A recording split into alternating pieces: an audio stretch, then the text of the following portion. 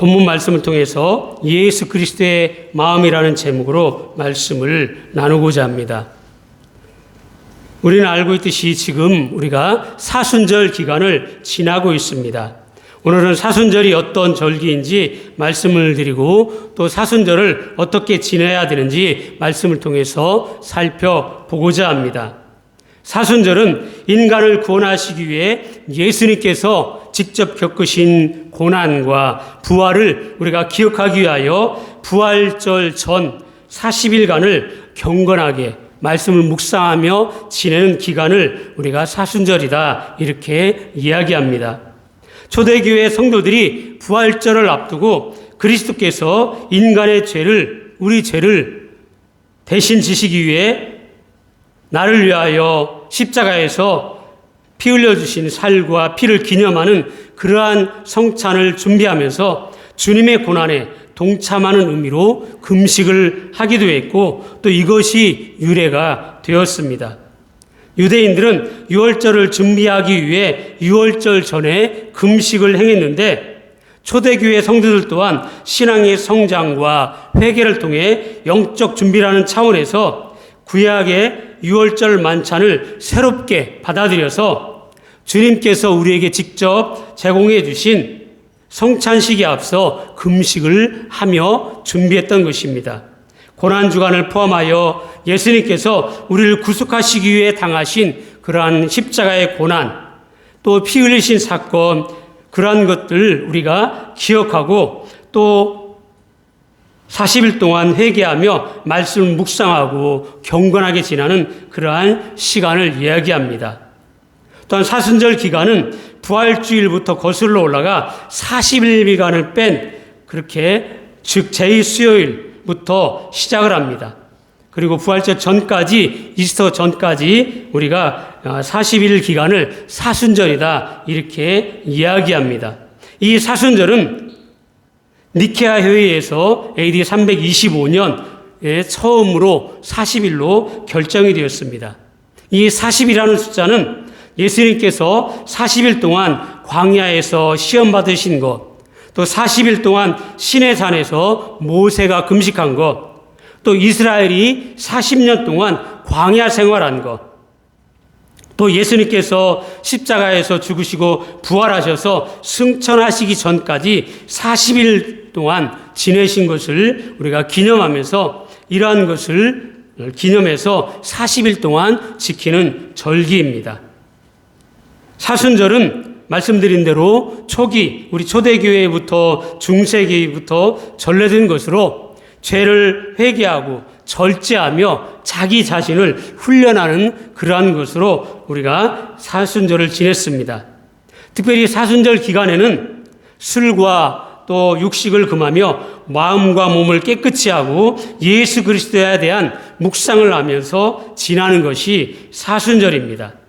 사순절에는 예수님께서 우리를 구원하시기 위해 찢으신 살과 피를 기념하는 성찬식을 거행하기도 합니다. 또한 사순절에는 죄를 범한 저와 여러분들을 사랑하셔서 자신을 제물로 내어주신 예수 그리스도의 뜻을 이어받는 의미에서 우리 주변에 불쌍하고 가난한 이웃들을 구제하는 그러한 자선이 행해지기도 했습니다. 내가 금식하면서 그 금식을 통해 모아진 그러한 것을 가지고 주변에 있는 가난하고 어려운 이를 돕는 일을 하기도 했습니다. 또 사순절의 가장 중요한 의미는 부활하신 예수님을 영접할 준비를 하는 것입니다. 즉 예수 그리스도를 진정 나의 구주로 모셔드렸는가? 내가 정말 하나님의 자녀인가? 내가 구원의 확신이 있는가? 내가 지금 죽어도 천국에 갈 자신이 있는가? 이것을 점검하는 그러한 계기가 되고 시간이 되어야 합니다. 여러분, 예수 그리스도의 고난과 주님께서 날 위하여 십자가 지신 그것을 우리가 기념하면서 감사하면서 하나님의 자녀된 자로서 어떻게 살아가야 될까를 우리가 준비하고 또 기념하는 그러한 훈련의 기간이 사순절 기간입니다. 초대교회 성도들이 온갖 핍박을 당하면서도 하나님께 감사할 수 있었던 것은 우리를 향하신 예수 그리스도의 사랑과 피 흘림으로 인해 천국에 대한 소망을 가졌기 때문에 그 어떤 어려움도 견뎌내고 이겨낼 수 있었습니다. 우리도 마찬가지입니다. 사순절 기간 동안 우리가 말씀을 통해 훈련하고 구원의 확신과 말씀의 확신을 가지고 이 땅에서 살아가기를 다짐하는 그러한 의미가 담겨져 있는 것입니다. 여러분, 부활절이라고 해서 단 하루만 예수님의 부활을 기억하는 것이 아니라 이러한 기간을 통해 내가 영적으로 주님을 만나는 그러한 경험을 통해서 예수님과 동행하는 그러한 40일을 훈련하는 것이 바로 사순절입니다. 예수님은 말씀합니다. 자기 십자가를 지고 나를 따르라는 주님의 명령을 따르는 기간이 사순절 기간인 것입니다.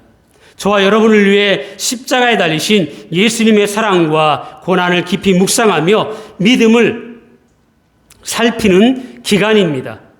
내 믿음이 현재 어디에서 어떻게 되어 있는지 점검하며 또 새로운 결단으로 계획하며 실천하는 기간이 사순절입니다.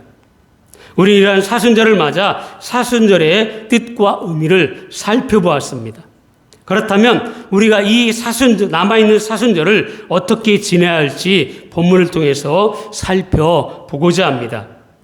오늘 본문 말씀은 우리에게 이렇게 말씀합니다. 너희 안에 이 마음을 품으라. 곧 그리스도 예수의 마음이니. 이렇게 말씀합니다. 여러분, 좋은 사람이 되려면 이 세상에서 가장 좋은 마음을 가지신 누구의 마음을 품어야 합니까? 바로 예수 그리스도의 마음을 품어야 합니다. 에베소에서 보면 오직 사랑 안에서 참된 것을 하여 범사에 그에게까지 자랄지라 그는 곧 그리스도시라 그렇게 말씀합니다. 여러분, 우리가 신앙생활할 이유가 무엇일까요? 여러분, 예수님을 닮아가는 것이 우리의 신앙생활의 목표가 되는 것입니다. 그에게까지 자랄지라 말씀합니다. 여러분, 우리 자녀들을 키우는데 자녀들이 어떻습니까? 잘합니다. 그죠? 태우 보세요. 그죠? 형보다 등치도 더 큽니다. 잘 자란 거예요. 그죠? 그런데 안 자라보세요. 걱정과 염려와 근심이 따르는 겁니다.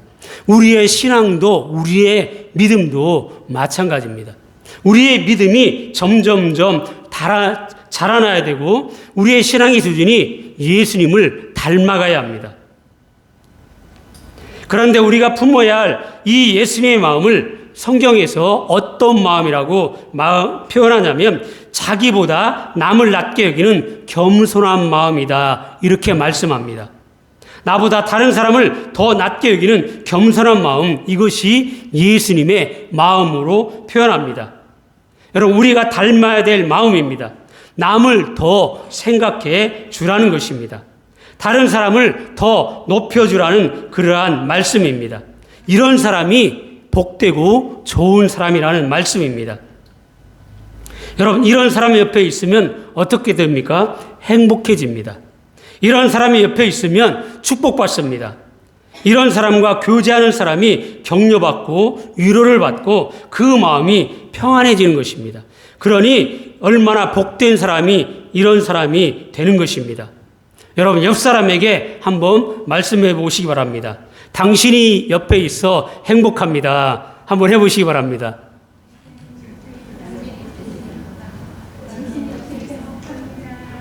네, 확실하십니까? 여러분, 우리가 주일날 이렇게 와서 예배드리고 공동체로 예배드린다는 거 정말 기쁜 일이고 감사한 일입니다. 그렇기 때문에 내 옆에 누가 있든지 행복하고 기쁨이 넘쳐야 합니다. 그러나 대부분의 사람들은 남을 높이고 존경해 주는데 어떻습니까? 인색합니다. 상대방의 기분보다는 자기 기분이 더 중요합니다. 다른 사람이 칭찬받고 자기보다 높아지면 기분 나빠합니다. 그래서 한국에는 이런 속담이 있습니다. 사돈이 땅을 사면 어떻습니까? 배 아프다고 합니다. 그런데 요즘은 바뀌었습니다. 사돈이 좋은 차를 타고 가면 뭐가 돼야 되는지 아십니까? 경찰이 돼야 된답니다. 왜요? 딱지를 떼야 되니까. 이것이 한국 사람들의 어떠한 마음이 담겨 있기도 합니다. 겉으로는 안 그렇다면서 은근히 시기하고 비판하고 그 사람의 약점을 들추어 내려고 합니다. 여러분, 이런 사람 옆에 있으면 불행한 거예요. 이런 사람 옆에 있으면 그 마음이 불안해지고 염려되고 좌절감에 빠지게 되고 기쁨이 사라지게 됩니다. 그러니까 우리는 이런 사람이 되어지 말아야 됩니다. 한번 옆 사람에게 다시 한번 하겠습니다. 이런 사람이 되지 말자. 한번 다시 하겠습니다. 네, 형제들도 우리가 많이 다툽니다. 그죠? 그런데 형제들도 서로 존중해주고 그렇게 해야 합니다. 다른 사람을 오히려 행복하게 해주는 그런 사람이 되어야 하는 것입니다. 여러분, 우리의 신앙생활이라는 게 무엇입니까? 말씀드린 대로 예수님을 닮아가는 것입니다. 예수님을 닮아가기 위해서 애쓰는 것, 이것을 가리켜서 신앙생활이다 이야기할 수 있습니다. 그런데 오랫동안 교회 다녔고 또 교회에서 직분까지 받아서 신앙생활을 하고 있다고 할지라도 옛날이나 지금이나 다른 사람에 대한 태도에 예수님을 닮아가는 그러한 변화가 없다라면 그 사람은 신앙생활을 잘못한 것입니다. 그가 믿음이 있다, 열심히 봉사한다, 다른 사람이 볼 때 그분 잘한다, 이런 말이 중요한 것이 아니라 그 사람의 태도에 예수님을 닮아가는 모습이 있어야 한다는 것입니다. 예수님 닮는 그런 모습이 없다면, 그런 변화가 없다면 신앙생활 잘하고 있는 것이 아니라는 것입니다. 이 점을 우리가 사순절 기간 동안 나 자신을 한번 뒤돌아 보아야 합니다. 일의 결과보다 더 중요한 것은 그 일을 하면서 얼마나 다른 사람들을 더 많이 챙겨주고 함께 있느냐, 이것이 중요합니다. 일보다 더 중요한 것은 일을 하면서 다른 사람에 대한 나의 태도가 더 중요하다, 이 점을 기억해야 합니다. 여러분, 하나님께서는 이스라엘을 택했습니다. 그리고 아브라함에게 말씀하시기를 너는 복의 근원이 되라. 너 때문에, 이스라엘 때문에 땅의 이스라엘 모든 족속이 다 복을 받게 하라. 이것이 이스라엘을 택하신 하나님의 뜻이었습니다. 이 일 때문에 그 일을 하도록 하기 위해서 하나님께서 이스라엘에게 얼마나 큰 축복을 약속해 주셨는지 모릅니다. 그 이름 때문에 그 이름을 창대하게 해주실 것이라고, 그리고 너는 복의 근원이 되라고, 영적 이스라엘 백성이라고 말씀했습니다. 너 때문에 다른 사람이 복을 받게 되고, 김집사 너 때문에 다른 사람의 행복을 느끼게 하고, 장로님, 권사님, 집사님, 다른 우리 청년들, 우리 청소년들 때문에 다른 사람이 복을 받도록, 격려하도록, 칭찬받도록 그런 일을 하라고 우리를 불러주셨다는 말씀입니다. 이것이 이스라엘 부르신 하나님의 뜻입니다. 그러면 하나님께서 복을 주시겠다는 겁니다. 너는 양보하고 너는 낮아졌지만 하나님께서 높여 주시겠다는 겁니다. 그런데 여러분, 이스라엘은 이 복의 역할을 포기하고 말았습니다. 모든 민족이 복을 받도록 하라는 하나님의 말씀을 거슬러서 자기들만 택한 하나님의 백성, 선민이라고, 다른 사람들은 이방인이라고 그렇게 했습니다. 이방인들을 개로 여겼습니다. 오늘날까지 이스라엘들은 선민의식 속에 빠져서 잘못된 길로 걸어가고 있습니다. 예수님을 인정하지도 않습니다. 하나님께서 약속하신 그 축복을 그들이 받지 못하고 있습니다. 그 이름이 창대케 되는 것이 아니라 전 세계에 부끄러운 적이 많았습니다. 땅을 잃어버리고 2000년 동안 흩어져서 살게 되고 600만 명이 죽음을 당하고, 지금도 이 중동 땅에서 끊임없이 전쟁을 겪고 있는 것이 바로 그들입니다. 성경은 우리에게 말씀합니다. 사순절에 주는 말씀입니다. 너희 마음속에 그리스도 예수의 마음을 품으라는 것입니다. 마음을 같이하여 같은 사랑을 가지고 뜻을 합하여 한 마음을 품어 예수님의 마음을 품으라는 것입니다. 마음을 같이하여 같은 사랑을 가지고 뜻을 합하여 한 마음을 가지고 살아가라는 말씀입니다. 그러면 여러 사람이 모였을 때 어떻게 한 마음이 될 수 있겠습니까? 하나가 되기 위해서는 한쪽이 다른 한쪽에 맞추어 주어야 합니다. 부부간에도 그렇습니다. 그죠? 부부간의 성격이 다 다릅니다. 그런데 한 사람이 져야 집안이 행복합니다. 그런데 둘이가 막 서로 싸워보세요. 그러면 집안이 불행해지는 겁니다. 예수님의 마음을 품은 사람은 자기를 포기하고 상대방에 맞춰줍니다. 반대로 복이 없는 사람은 나에게 맞추어라 이렇게 얘기합니다. 여러분, 저와 여러분은 어떤 사람입니까? 아무 일에나 다툼이나 허영으로 하지 말고 오직 겸손한 마음으로 각각 자기보다 남을 낮게 여기고 다투지 말라, 허영으로 하지 말라. 우리 주님은 이렇게 말씀합니다. 여러분, 왜 다툼이 생깁니까? 양보하면 다투거나 싸울 일이 없습니다. 여러분, 혹 신앙생활 하다가 말대어 안 되는 소리로 하면서 싸우려고 하는 그러한 사람이 있으면 싸우지 말아야 합니다. 싸워서 유익되는 게 하나도 없습니다. 그래서 우리 옆 사람을 보면서 한 번 더 해보겠습니다. 싸우지 맙시다. 네, 우리 욱하고 싸울 일이 있어도 싸우지 말아야 합니다. 네, 잘 지내야 합니다. 여러분, 다투지 마시기 바랍니다. 예수 그리스도의 마음을 품고서 양보하면 주님께서 절대 손해보지 않게 한다는 것을 믿으시기 바랍니다. 그 당시에는 내가 양보하니까 손해보는 것 같지만 아닙니다. 하나님께서 그를 높여준다고 약속했습니다. 믿으시기 바랍니다. 그러면 다투면 손해보는 거예요. 이겨도 손해, 져도 손해, 다투면 손해입니다. 이런 재밌는 이야기가 있습니다. 개하고 싸우면 안 되는 이유 3가지. 도구하고 싸우면 안 되는 이유 3가지. 많이 아시죠? 첫 번째, 개하고 싸워서 이기면 어떤 사람입니까? 개보다 더한 놈입니다. 개보다 독한 놈. 그리고 두 번째, 개하고 싸워서 지면 개보다 못한 놈. 세 번째, 개하고 싸워서 이기면 태우. 모르겠어요? 개하고 싸워서 이기면 개 같은 놈입니다. 그러니까 여러분, 싸우면 안 된다는 거예요. 싸워서 유익될 것이 하나도 없다는 것입니다. 그러니 싸우려고 하는 사람과 같이 싸우는 사람은 바보가 되는 겁니다. 여러분, 싸워서 이겨도 손해, 져도 손해, 비교도 손해, 아예 다투지를 말아야 합니다. 여러분, 예수님의 마음을 품게 되기를 주님의 이름으로 간절히 부탁을 드립니다.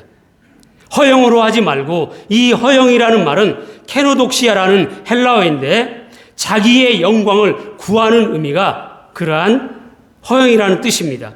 자기 스스로 자기 영광 구하려고 하는 것을 허영이다 이렇게 말씀합니다. 그냥 다른 사람을 높여주면 되는 것입니다. 그것을 우리는 못하는 것입니다. 주님은 말씀합니다. 오직 겸손한 마음으로 자기보다 남을 각각 낮게 여기고, 이것이 우리가 안 된다는 것입니다.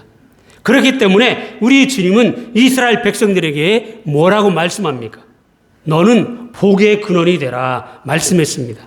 너희들 때문에, 너 때문에 다른 민족이, 다른 사람이 복을 받게 하라는 것입니다. 섬기라는 것입니다. 다른 사람을 높여주라는 것입니다. 다른 민족을 위해서 너희들이 일하라는 것입니다. 이게 손해가 아닙니다.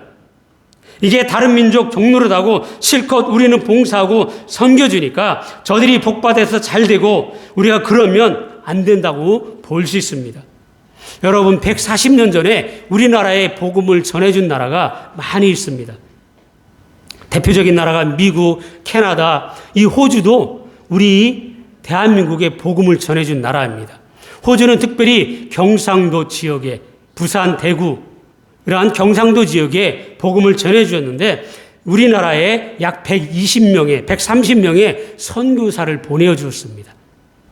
그리고 1900년도 당시에 1년에 약 5만 불의 선교비를 보내서 선교한 국가가 호주입니다. 그런데 그렇게 선교한 국가들 어떻습니까? 지금도 전 세계 어디를 봐도 다 잘 살고 있습니다. 지금도 전 세계에 가장 많은 선교사를 보내고 있는 나라가 미국입니다. 인구 비율로 보면 대한민국이 더 많이 보내고 있다고 합니다. 여러분, 남을 섬기고 봉사하고 복음 전하고 섬기면 하나님께서 복의 근원이 된다는 이 축복신단 사실을 믿으시기 바랍니다. 그래서 우리도 복을 받고 살려면 복의 역할을 하라는 것입니다.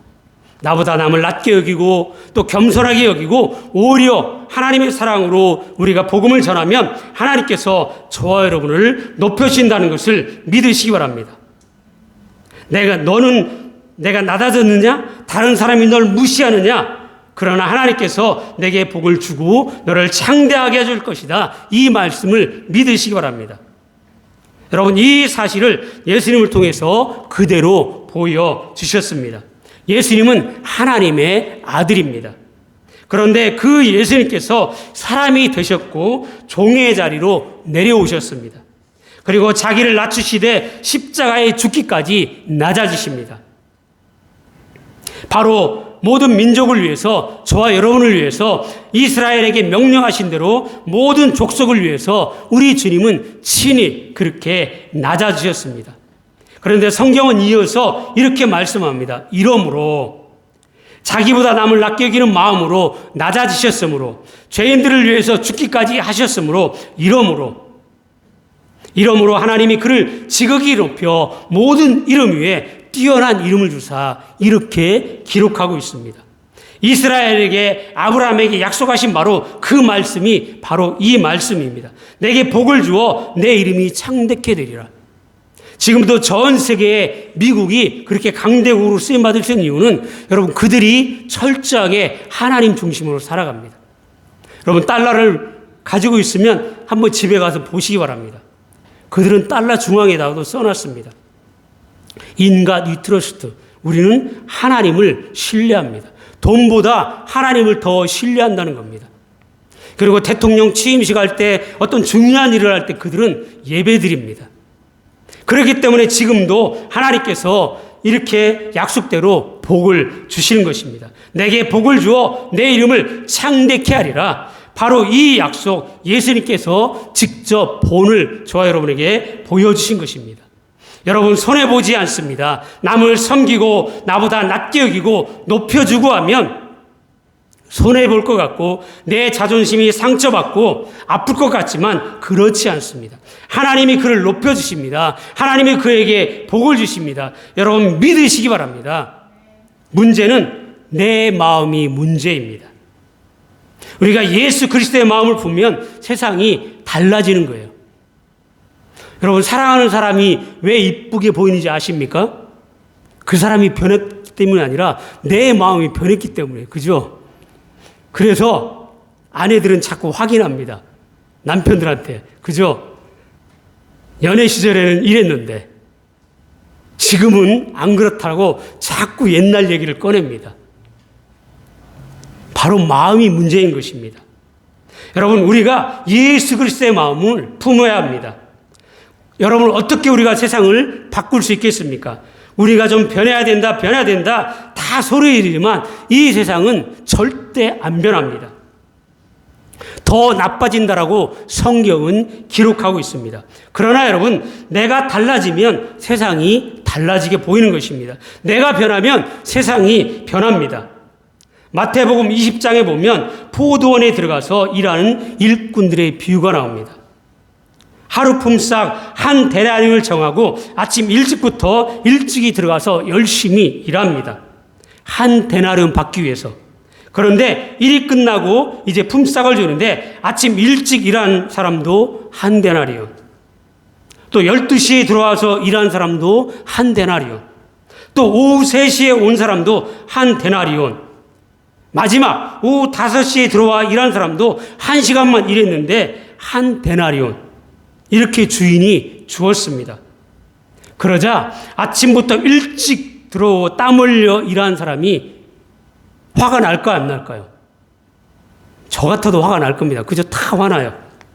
어떻게 그럴 수 있느냐? 내가 아침 일찍부터 들어와서 열심히 일했는데 1시간 일한 사람하고 8시간 일한 사람하고 어떻게 똑같이 품삯을 줄 수 있느냐? 화낼 수 있습니다. 이런 화내는 장면이 나옵니다. 여러분 생각해 보면 화가 나게 되어 있습니다. 불공평합니다. 사실 그렇습니다. 그러나 말입니다. 이런 마음을 품어보시기 바랍니다. 부모의 마음, 아버지의 마음을 한번 품어보시기 바랍니다. 일 마치기 1시간 전, 그러니까 오후 5시에 와서 일하고 아침 일찍 들어와서 일하는 싹을 받아간 그 사람이 내 아들이라고 생각해 보세요. 한번 상우라고 생각해 보시기 바랍니다. 찬혁이라고 생각해 보시기 바랍니다. 우리 권사님 어떤 마음 들겠습니까? 아유, 찬혁이네, 승혁이네, 당연히 줘야지, 그런 생각 들지요? 네, 듭니다. 내 아들이라고 생각하면, 내 주위에 있는 자녀라면, 우리가 알고 있는 그런 사람이라면 생색내지 않을 겁니다. 원망하겠습니까? 불평하겠습니까? 어떨까요? 오히려 고맙다고 얘기할 겁니다. 내 딸이라고 생각해 보시기 바랍니다. 그리고 아침 일찍 들어와 일한 사람이 바로 나였다고 생각해 보시기 바랍니다. 나는 열심히 일해서 이렇게 수고했지만 내 딸이, 내 아들이, 내 손주가 1시간 일했는데 같이 받는 거 얼마나 좋을까요? 나와 내 자식이 1시간 일했는데 그 주인이 똑감씀 품삯을 주었다라면 어떻습니까? 감사할 수 있습니다. 너무너무 좋아할 수 있습니다. 기쁘지 않겠습니까? 똑같은 것입니다. 상황은 똑같고 세상은 똑같습니다. 그런데 무엇이 변했습니까? 내 마음이 달라지면 그게 달라지는 것입니다. 예수님의 마음을 품는 것이 이와 같다는 것입니다. 그러니 이 마음 품고 우리가 사순절을 지나고 이 마음 품고 예수님 오실 때까지 살아야 한다는 말씀입니다. 사랑하는 여러분, 예수 그리스도의 마음을 품게 되기를 주님의 이름으로 간절히 축원을 드립니다. 지금 전 세계 경제가 많이 어렵습니다. 호주 경제도 어려워서 이제 금리까지 낮추고 있습니다.